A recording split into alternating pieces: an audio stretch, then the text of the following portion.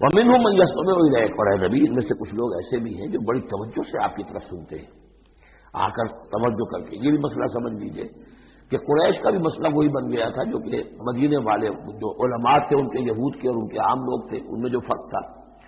تو قریش کے اندر بھی اور عرب کے مکہ کے اندر بھی جو چودھری لوگ تھے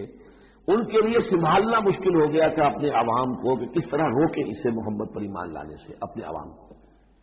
لہذا انہیں دھوکہ دینے کے لیے کیا کرتے تھے کہ بڑے بند سمجھ کر بڑے اہتمام سے آ کر بیٹھتے تھے اور حضور کی باتیں سنتے تھے، تاکہ عوام پر یہ اثر پڑے کہ جاتے تو ہیں، بڑے شوق سے جاتے ہیں، یہ ہمارے سردار ہیں، ذہین لوگ ہیں، ہمارا انٹیلیجنسیا ہے، یہ سب کچھ جا کر جو ہے وہاں سے آگے آخر ان کی سمجھ ہے نا، تو انہوں نے اگر رد کیا ہے تو کسی بنیادی پر رد کیا ہوگا۔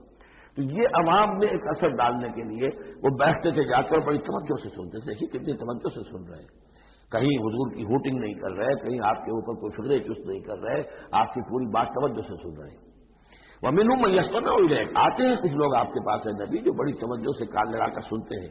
وَجَعَلْنَا عَلَىٰ قُلُوبِهِمْ أَكِنَّةً أَن يَفْقَهُوهُ، حالانکہ ہم نے ان کے دلوں پر پردے ڈال دیے ہیں کہ وہ سمجھ نہیں سکتے۔ وَفِي آذَانِهِمْ وَقْرًا، ان کے کانوں کے اندر ہم نے بوجھ پیدا کر دیا، ثقل پیدا کر دیا۔